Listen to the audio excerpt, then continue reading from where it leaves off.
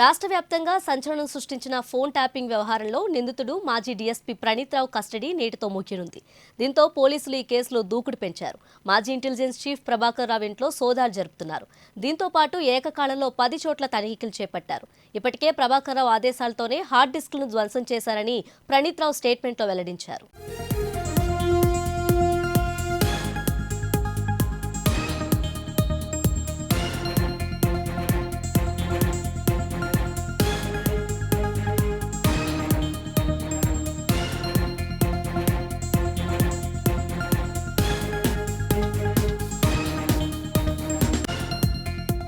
దీంతో ఆయన ఇంట్లో సోదాలు జరుగుతుండటం ప్రాధాన్యత సంతరించుకుంది. మరోవైపు ఆయనకు సహకరించిన పోలీస్ అధికారుల ఇళ్లలోనూ తనిఖీలు ముమ్మరం చేశారు. జూబ్లీహిల్స్లోని శ్రవణ్ కుమార్ రావు ఇంట్లో సోదాలు నిర్వహించారు. ఆయన ఇంట్లో 2 ల్యాప్టాప్లు, 4 ట్యాబ్లు, 5 పెన్ డ్రైవ్లు, ఒక హార్డ్ డిస్క్ను స్వాధీనం చేసుకున్నారు.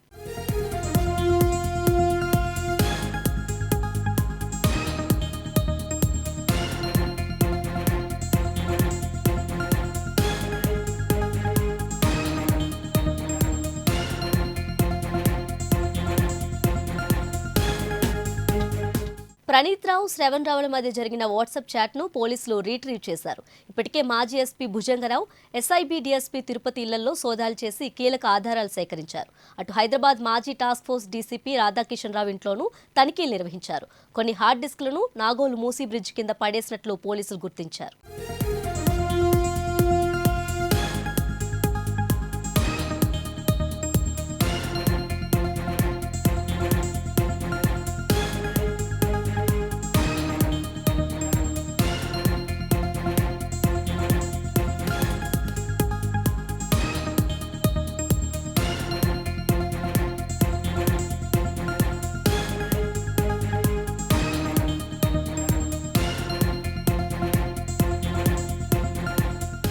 ప్రణీత్రావు రహస్యంగా ప్రముఖుల ఫోన్లను మానిటర్ చేశాడని, సేవ్ చేసుకున్న రికార్డ్స్ మొత్తాన్ని అక్రమంగా పర్సనల్ పెన్ డ్రైవ్లో కాపీ చేసుకున్నారని విచారణలో తేలింది.